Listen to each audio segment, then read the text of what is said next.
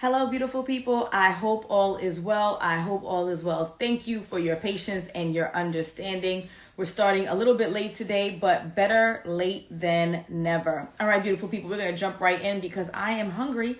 And so I'm giving 45 minutes today. 45 minutes is what we are going to take. We're going to get through as many questions as possible. Hello, Vision. Welcome. Pretty Brown. Get Fit with Tiff. How are you?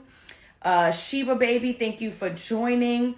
OMC, Sofheart, thank you. Yellow Cake Mix, I like that name. Thank you for joining. We have Brittany that's on here. Thank you so much. Celestial C, thank you. Amazon Goddess, Key Desires, I appreciate all you. Thank you all for joining. All right, so how does this whole thing work? If you are new to my page, my name is Alison. I am a certified dating and relationship coach. I have a bachelor's degree in education. I have a master's degree in counseling. I have a master's degree extension in mental health counseling. This is not an effort to boast, but if we are going to have conversations about something super serious like this, I need you guys to know that even though some of this is my opinion, it's also based on expertise and it's also based on experience, okay? So we can respectfully disagree, but what we're not going to do is undermine my authority on my page because you will be introduced to the block party. Had a lot of fun doing some block parties today, okay? How does this work? So every week on Tuesday around this time, I post this same story, this same green story with me in a green shirt every time. What you do is whatever question you have, you are going to go ahead and you are going to drop it in the box right here. If it doesn't fit in the box, you're going to make it fit, or you could click the link in my bio and you can book a session, okay? You're going to book a session because that means that there's a lot more context, then you need more support than what I could offer you here live. Hello, the wife coach. Thank you for joining, okay? All right, beautiful people, let us get right into this because I'm hungry and I'm going to be eating in the next 45 minutes. All right. Our first question is, should I wait to start dating when I start law school next year or get on the apps now? Should I wait to start dating when I start law school next year or get on the apps now? So there are a couple of different ways that we can answer that question, right? One way that we can answer that question will depend on your age. And so, to be honest, if you are looking to have children and you are looking to have children, especially in wedlock, the older you are, the less time that you have. This is biology. This is Mother Nature. This is Adam and Eve ate the apple. We're mere mortals. I didn't do it. It wasn't me, right? So as a result, depending on how old you are, you may be in a position to wait and finish out school. You may not be, right? So depending on your age, you have to decide for yourself. Are you prepared to delay your dating process by, I don't know how long law school is, y'all, 2 years, 4 years, however long law school is. Are you in a position to do so? If you're in a position to do so and you still have plenty of years, because again, if being married before you being or having a baby, becoming a mom is important to you, that means you need to date. That means you need to be committed. Then you got to be engaged. Then you got to walk down the aisle. You may want to spend some quality time together before you actually have children. All of those things are going to be a factor. So you have to decide for yourself. Now, if children aren't a factor to you, so you're not pressed biologically, you still may be pressed socially, because be reasonable. The older that we are, the more inclined to have less options in the dating pool. This is just stats. This is just math, right? When you were 25, there were tons of people who were 25 years old who was unmarried and available. When you were 28, it's a little bit less because in the 3 years, those people began to get married. When you're 33, it's going to be a little bit less because those people begin to get married. We have to think about it. Now also, in all fairness, folks also get divorced, right? And so folks might re-enter into the dating scene, whether if they're ready or not, it's a different conversation. But you have to decide. You have to choose what is not the priority, but a priority. If you believe that you can manage having a romantic relationship and going to school, then do it. People have done more. People have had way more complicated lives than going to school and having a boyfriend or a girlfriend. I think you'll be okay, but you have to decide for yourself, okay? If it were me, I would be actively dating while going to school, while working, while doing everything else. That's what I would do, all right? Next question. Advice on my insecurities regarding my boyfriend being shorter than me. I'm not leaving him, by the way. Good, because that would be a foolish move to leave someone because of their height, especially, well, the foolishness alone is because of their height. And then secondly, you knew what the height was, so why would you leave now? So good. I'm glad that that's established. Advice on my insecurities regarding my boyfriend being shorter than me. I will say this, and I'd love to see the comments roll in and I can read it off and we can share our thoughts together. My clinical response is suck it up. My clinical response is suck it up. What is the insecurity exactly? I don't get it. What, people are looking at you? You feel as though they think that you are less than because your boyfriend is shorter than you. What are you concerned about? The opinions of others? Well, if you're concerned about the opinions of others when it comes to your boyfriend being shorter than you, then that means you're concerned about the opinions of others of lots of folks overall. And that's a bigger concern that's not necessarily attached to the boyfriend. That's a concern that you have to do in your life, where we cannot live our lives based on the opinions and judgments of others. We can't.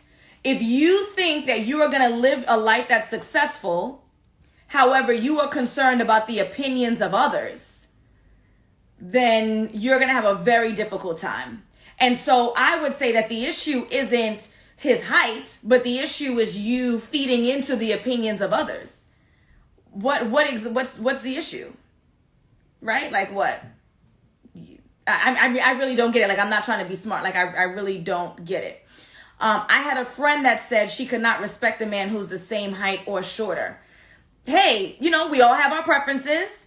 I'm sure, there's gentlemen out here that want women with a particular physique. There are men out here that have their preferences too. But I hope that this particular friend of yours is not judgmental when she's rejected because she doesn't fit whatever the mold is by some gentleman who may come across her. You can have whatever preference you want. You can have whatever biases you want, but make sure that you respect everyone else's. One of the pieces of advice was to wear kitten heels. If that helps. I don't know how drastic the height difference is, but there are plenty of people who are in successful relationships where their male partner is shorter than them and their partner doesn't love them any less or appreciate them any less because of it. You need to be concerned about how you're being treated and how you're valued and whether or not you're giving that value than the opinions of others. Like, that is absolutely not going to get you anywhere. Okay. So many people are trying to impress others. People miss out on the best gifts because they don't like how it was packaged. Okay. So let's keep moving, beautiful people. How long into dating should things start to progress into something serious? It's been 5 months. How long into dating should things start to progress into something serious? It's been 5 months. All right. So this is the recommendation that I give to my clients in my coaching program. Because obviously I'm lacking some context here, so I'm going to try to fill in the gaps a little bit. If you are having daily conversations with someone, so that means that you're texting every day, and that means that you're talking maybe every other day. You're spending quality time together on a weekly basis, either physically going out on dates or going over to each other's house or maybe even sleeping over. At this point, we're talking about 5 months, right? If that's what floats your boats, no judgment, right? It's all good. If that's the case, and it's been 5 months and we talk every day and we're together at least once a week every week, both parties should be able to decide within that 5-month period whether or not we're going to see each other exclusively, which would be the progress, right? Like, we're going from dating to seeing each other exclusively. We're not seeing anyone else. We're not spending romantic quality time with anyone else. We're not sleeping with anybody else. That would be the next logical step in an adult romantic relationship. Within 5 months, we should be able to make that decision. I actually recommend to my clients, in the scenario that I just created, within 3 months, we talk every single day. We're together at least once a week, every week. If you haven't decided that I think that this person is worthy of me disconnecting with any other person that I've been having conversations with or going out with and only dedicating my romantic time to her, emphasis on romantic time, not your whole life, right? But I'm only dedicating my romantic time to her. I'm only dedicating my romantic time to him.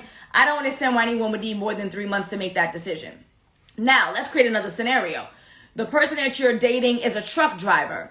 The person that you're dating is long distance. Then you may not be able to talk every day. You may not be spending quality time every week. And so that process is going to be elongated because you're not in a position to build at the same speed as someone who lives in the same town and has the same amount of time.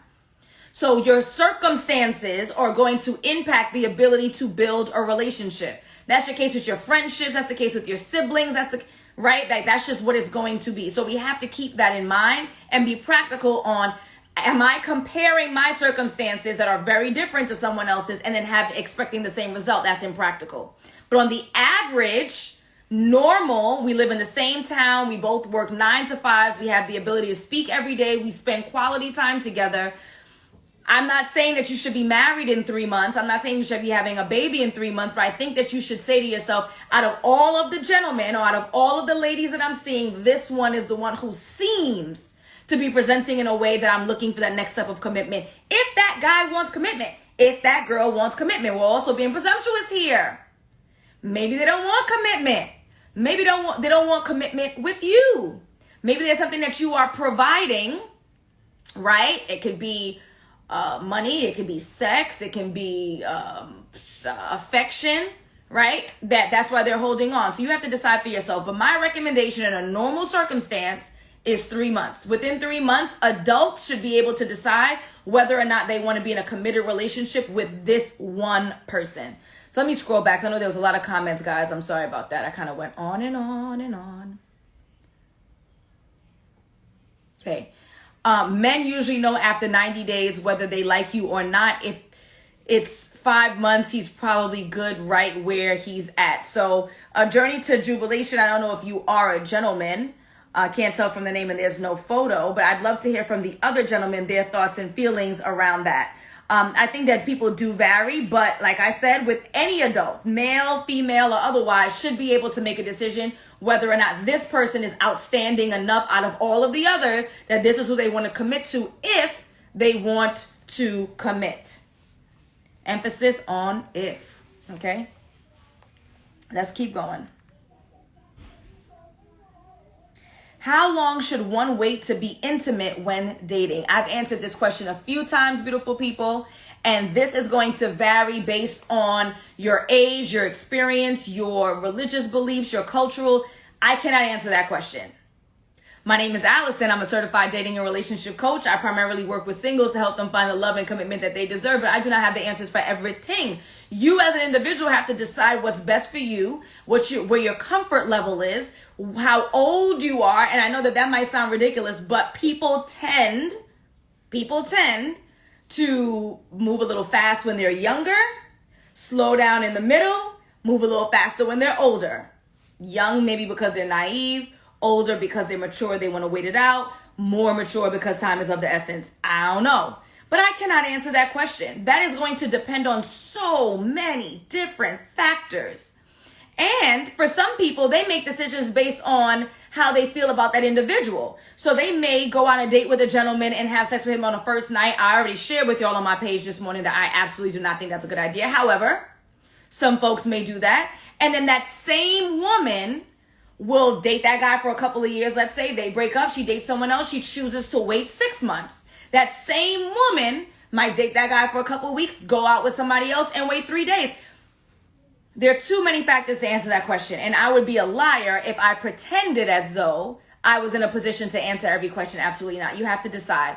Official Rich Diggs. First of all, thank you for the badge. I appreciate it. Thank you for the support. He says a man will know within a few weeks if he's serious about you and actually looking for a committed relationship. Thank you for that.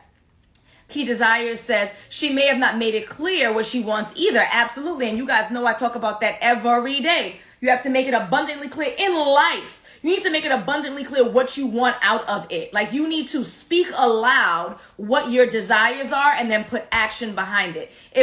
When they say closed mouths don't get fed, right? I'm about to get fed in 32 minutes. Closed mouths don't get fed. You have to be willing to open your mouth and express to the world what you're looking for depending on the circumstances. I remember, let me take a step back. I told you guys that I went to undergrad and I was in education, and then I became a school counselor. As soon as I started teaching, I'm like, I want to become a counselor, right? So I went back, I got my master's degree in counseling. I went on Facebook and I posted, hey guys, I just graduated with my degree in school counseling. Is there anyone here who knows about school counseling positions? If so, please let me know. This idea that we're too afraid to speak aloud to the world what we're looking for because the haters are going to get us or whatever. Good luck, Chuck.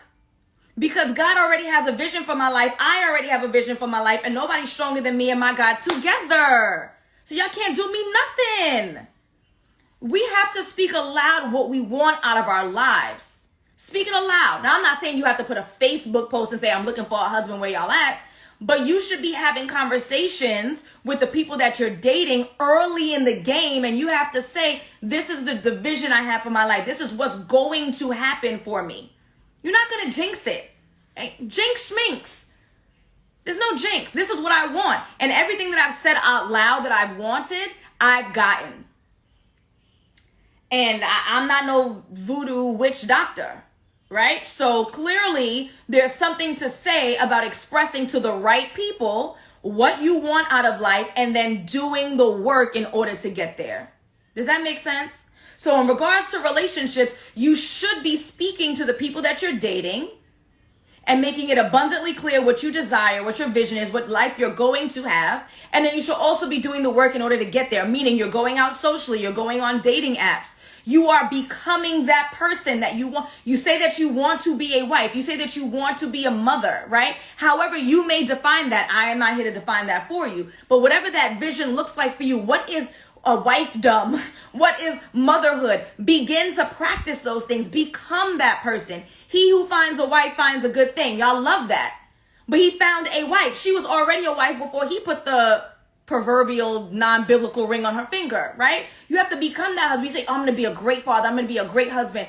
But whatever that vision is for you, and again, I don't want to infiltrate and right? But I'm just going to give an example just for the sake of example. No judgment.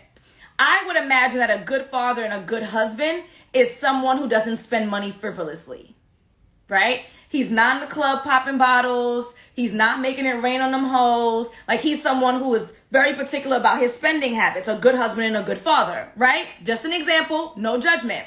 So if I were a man who wanted to be a husband and a father, I'm going to begin to get my finances in order. I'm going to begin to follow a budget. I'm going to begin to live the type of lifestyle that is indicative of however I have chosen to define husbandry and fatherhood.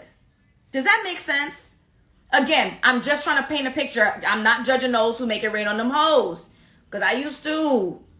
I went to Sue's Rendezvous. Y'all not from New York. Y'all with me, right? So the point is that we have to be what we want to become so that we can become that. We have to put in that work. Okay? Let's keep it moving, beautiful people. Next question. What is an appropriate... Y'all love asking me these time questions, and I be answering it every week. I'm going to need y'all. This is what I need y'all to do. If you are new to my page, I want you to follow me and follow me now. Then what I want you to do is to check out the live stream. Just have it playing in the background. I put it on YouTube. Align with Alison on YouTube. When you at work, play in the background. Because I be answering the same questions every week, y'all. Come on now. What is an appropriate timeline of establishing titles? Rewind this video. You're going to get the answer for that. All right, beautiful people, let's keep it going. All right, this is from a gentleman. I love questions from gentlemen.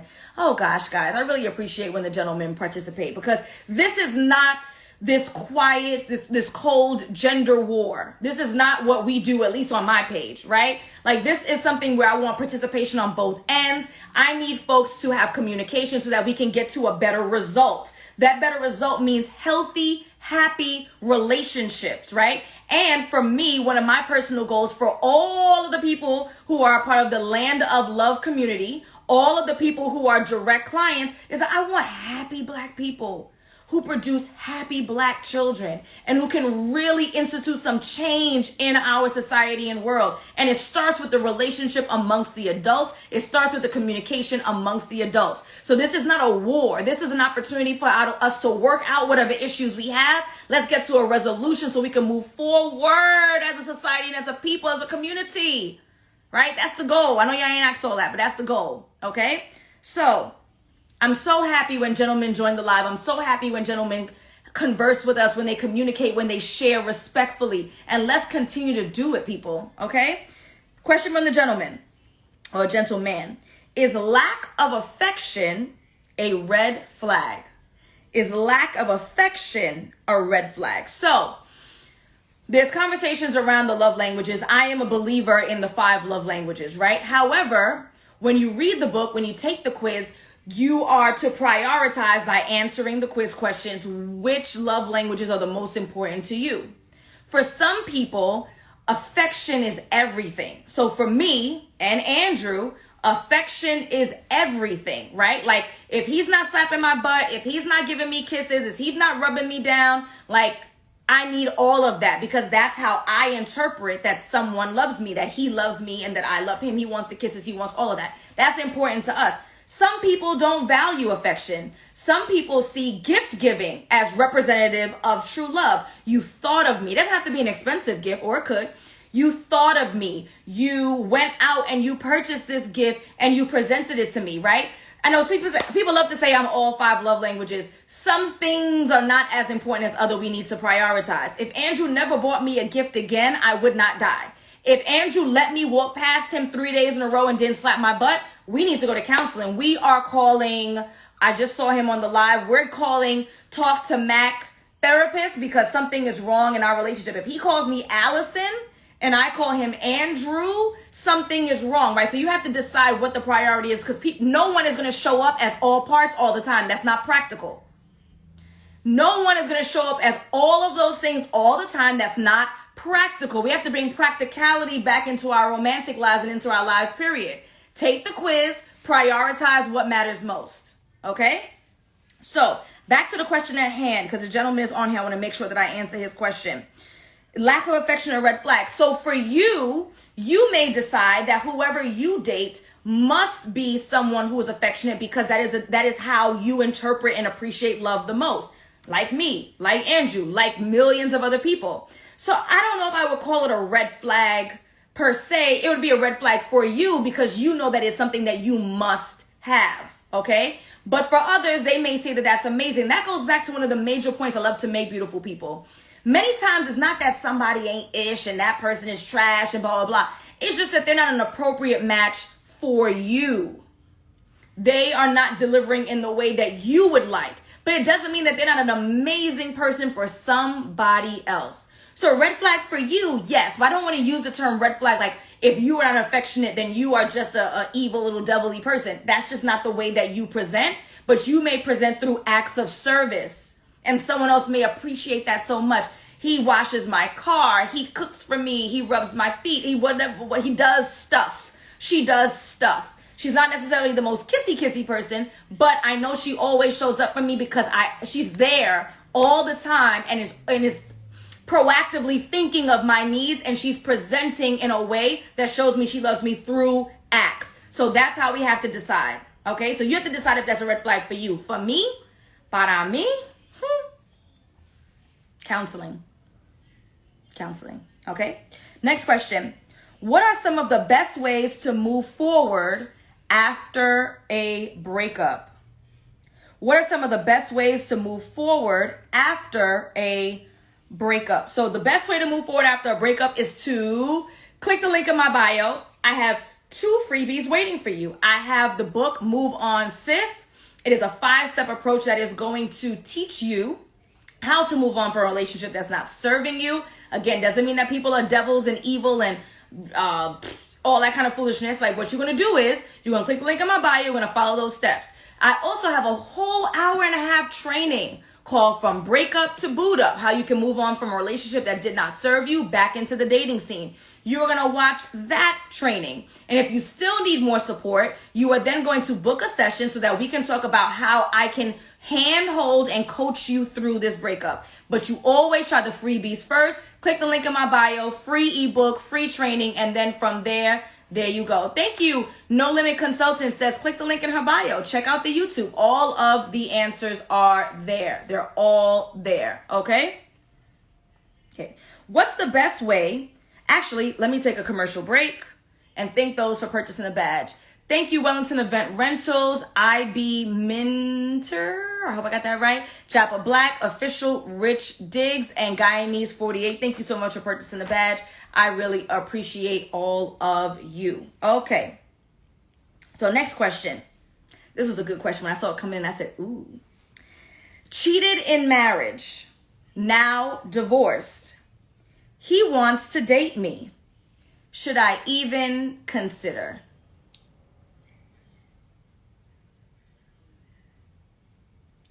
Cheated in marriage, now divorced.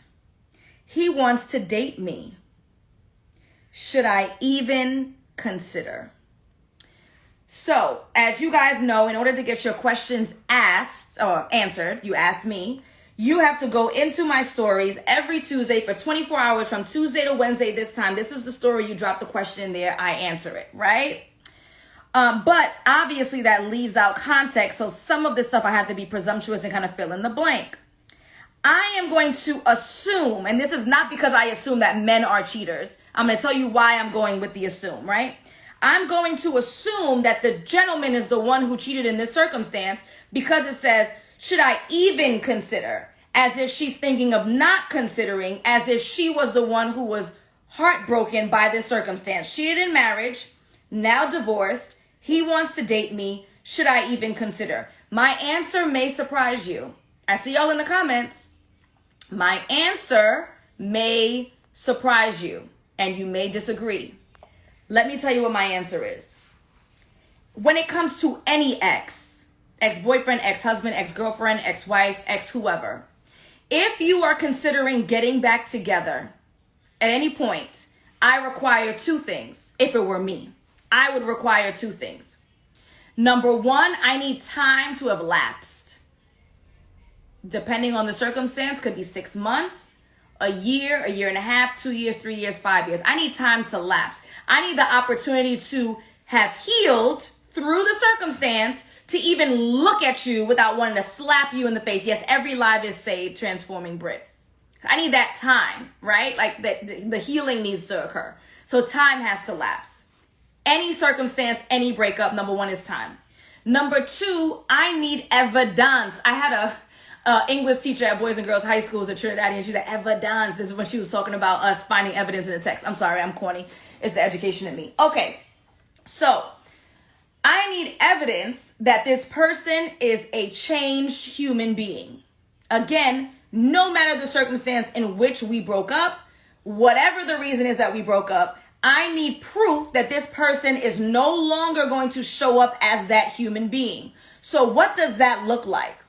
If I were to break up with an ex, right? Because I ain't breaking up no way, no how, right? The D word is not said in this house.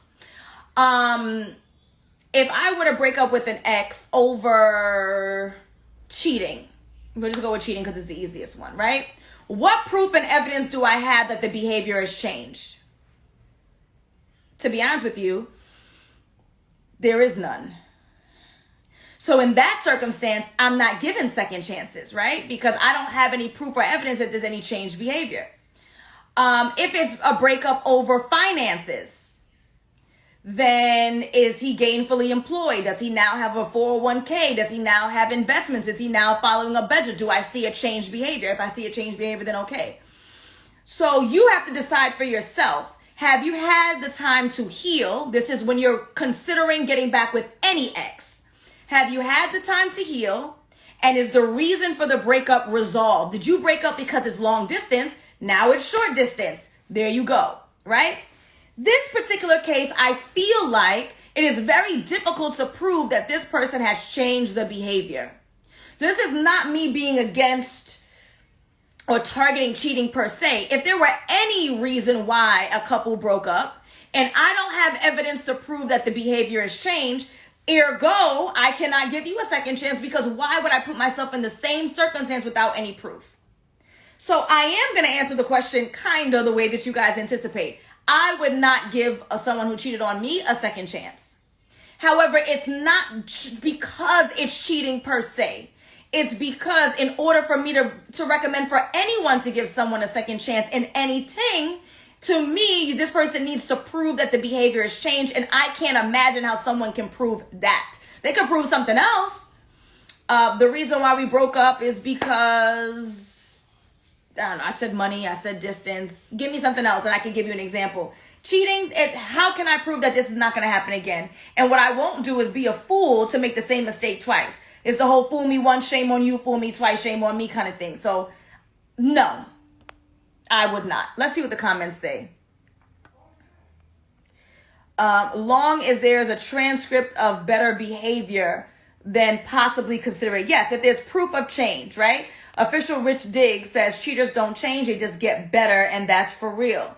Tay says, I'm good on that cheating stuff. I'll forgive, but the other woman can just have him, but that's just me though, okay? And I'm sure that that's pretty much the same sentiment that's being repeated over and over and over. Cheating or staying cheating, you're putting my sexual health at risk too, and that's a no for me, dog. I absolutely agree with you. I think that cheating is so much more than just having sex with someone else. It's the lying, it's the deceit. You told me you were one place, you were someplace else. It's definitely problematic. Oh, yes. Domestic violence, there's no proof of that. You could go to all the therapy you want to go to. You're not whooping my ass twice. Okay? Okay. We got, y'all trying to throw questions in here at the last minute, and that is not going to happen. I love y'all, though. I really do. I love y'all because I need to eat. I'm hungry. 25 minutes. Align with Alison. I feel like she needs to change as well. What led to the cheating? There's usually signs leading to unfaithfulness. Boundaries were broken. I wouldn't do it. Yeah, so definitely there should be some reflection in regards to what this person did to contribute to the relationship or the lack thereof, like the destruction of the relationship, so that that's not repeated again. Depends on why they cheated. I don't think so. I have to respectfully disagree with you, Joseph. What's the why? Like, you got to communicate or leave me. But I don't think there's any excusing away that kind of behavior, that kind of deceit. Okay? Why do men treat you like a girlfriend when you're not in a relationship? Why do men treat you like a girlfriend when you are not in a relationship?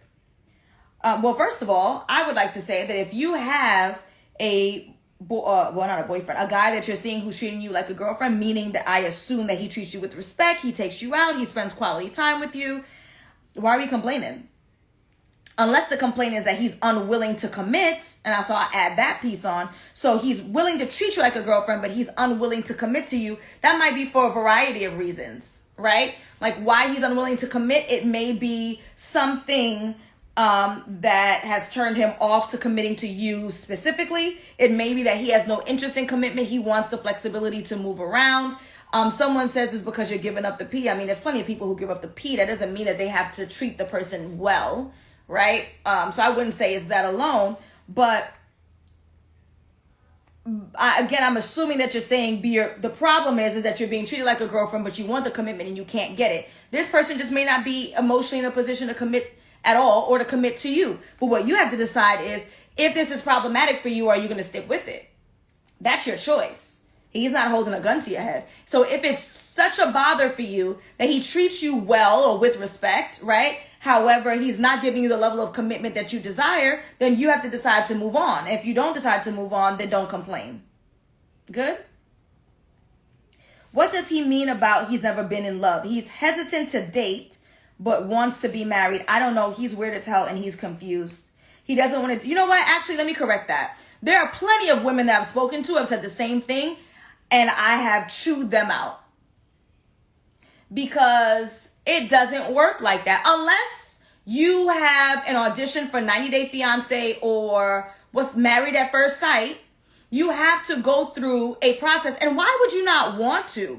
Like, in what world would anyone want to be committed physically, emotionally, financially to someone and not gone through a vetting process with them? Not had conversations, not spent quality time, not met their family. Like, what world? Like, I cannot wrap my mind around the idea of making such a definitive decision with absolutely no research whatsoever. I just can't, I can't imagine, right? I applied for a job that I can quit in a second. I quit, right? I can quit in a second. I'm going to Google who the CEO is. I want to know what the philosophy of the company is. I want to know what the salary is in advance. I want to know what the ethnic makeup is, what the gender, like, I read reviews. I want to know, did you go to this lady first and got your hair done? How did she treat you? Like, I don't understand why we would rush or be willing to be married but not want to date. It is a part of the process. And if you're not willing to go through that process, get prepared to go through the divorce process. Not that it doesn't happen to people who have vetted, but you're more likely to if you don't. So when he says, what does he mean about never been in love? That's what he means. He's never felt the feeling that he believes is in love. He's hesitant to date but wants to be married. I don't know. Maybe he's looking for his papers. Maybe he needs his papers. I don't know. I don't know what that means. Okay. So I think this is going to be the last one because our show is hungry. He's been consistent with calling daily and sees me weekly to date. Hasn't invited over. Been 4 months. Fishy? Yes. He's been consistent with calls and weekly dates, but he hasn't invited me over in 4 months. That is fishy as hell. Because why not? And not to say that he should be pressing you for sex and that's why, but why not? Right? And I would ask, like, trust me, you guys are my weekly content. I repurpose this, I download it, I put it on YouTube, I cut it up, I make it my reels. I need this. But sometimes y'all ain't got to ask me. Y'all got to ask the people that y'all dealing with. Hey, normally, guys are pretty quick to invite folks over. It's been 4 months and you haven't even mentioned it. Is everything okay at your house? You said you only had a roommate. Is that roommate a wife? Is there a baby there? How they say it? Is your mother living with you, but you're not living with your mother? Like, I need deets. And yes, I need to know, what time do y'all talk every day? I want to know, do y'all talk in the house or y'all talk when you're on the car? Who lives there? Because this is suspicious. But I would just ask. I'd like to know. And it doesn't have to be rude or nasty. You should never be rude or nasty to anyone who hasn't treated you the same way, right? At minimum. You can still treat people with kindness if you choose to. But simply ask. Things are going well. You've been dating for 4 months. Lots of conversation, lots of dates. And he's never invited you over. Like, hey, I've noticed that you've never invited me over your house. You've been to my house a couple of times. Is everything okay over there? Is there somebody else that you're living with that you forgot to mention? This would be a really good time for you to tell me. Is it messy? I can help you clean up if you want. Like, have the conversation, but do be mindful of the time that you're speaking and the location, because this seems questionable. But again, and I love y'all and I appreciate your questions, but don't ask me, ask them. Ask them and see what's said, okay? He says we're locked in, meaning, I'm sorry, I'm going to be repetitive. Ask him, what do you mean by locked in? Does that mean that we're in a committed relationship where we are only seeing each other? Does that mean that there's exclusivity? I'm not seeing any gentlemen. You're not seeing any ladies. Ask. What does locked in mean? I'm not familiar with that language. I'm interpreting that as committed relationship, not seeing anybody else. Is that what you mean? That's it. Okay? Dating 3 months, weekly dates, 2-hour distance. He's afraid it might cause a rift. Are you afraid that it's going to cause a rift? If you're not concerned and he's concerned and there's no change in the distance, meaning you're not moving closer, then he has a problem with the distance and this is not going to work. Sharika Green says locked in means exclusive. Yeah, but let's just ask. I need to be abundantly clear. I don't want any confusion, because then you know how that goes. 6 months later, you find something else. Like, well, you're not my man anyway. You're not my girl anyway. So make sure that you ask. Back to the question. Dating 3 months, weekly dates, 2 hours distance. He's afraid it's going to cause a rift. If you're not concerned about the distance and he is, and that distance isn't going to change, is he concerned so much that he's saying, I don't want to commit as a result of the distance? Which I think is some bull, because I don't think 2 hours is bad. However, everyone has to make their own decision.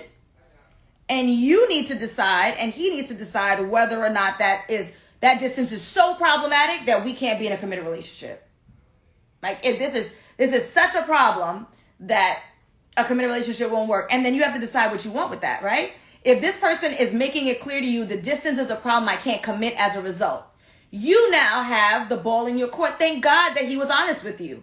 Thank God that he was forthcoming. Now you have to take the next step and decide for yourself, am I going to continue to date this person knowing he's unwilling to commit due to the distance, which I think is some bull, but whatever, who am I? Nobody to you, right?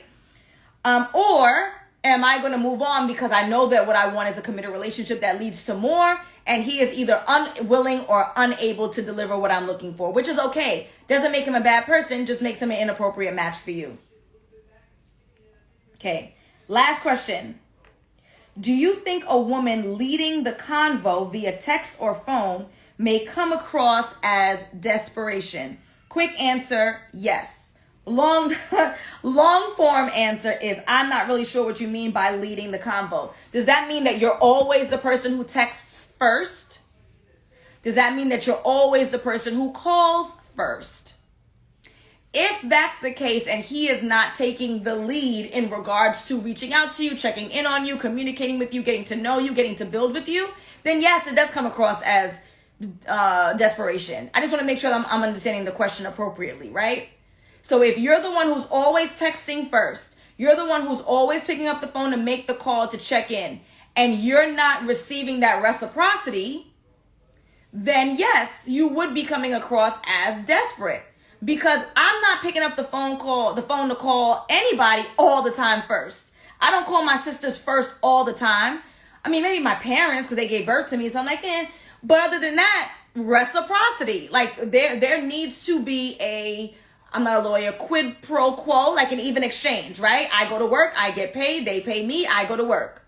I call you sometimes, you call me sometimes. They pay for dates sometimes, you pay for dates sometimes. Reciprocity. If there's no reciprocity, then guess what, beautiful people? We're not continuing in any relationship.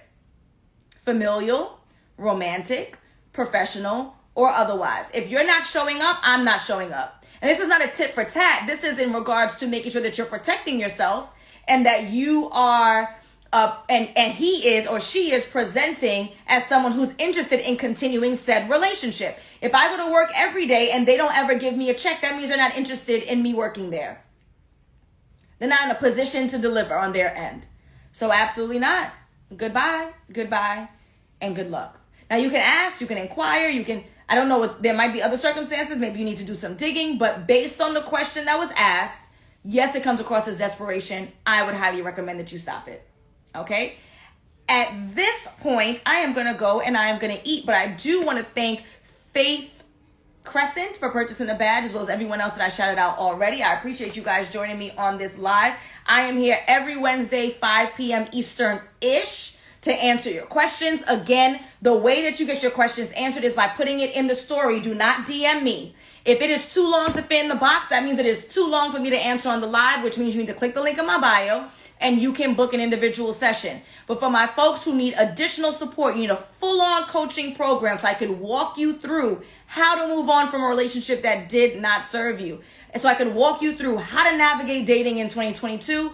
You are going to book a discovery call so we could talk about the program. It's not an opportunity for you to use and abuse people to take advantage of them to get free advice. This is the free advice. Find me on Wednesdays, 5 p.m. Eastern. On that note, have a wonderful evening. The live will be saved, and I will see you guys. I think I have a live later this week. I'll see you later this week, and then I'll see you every Wednesday, 5 p.m. Eastern-ish.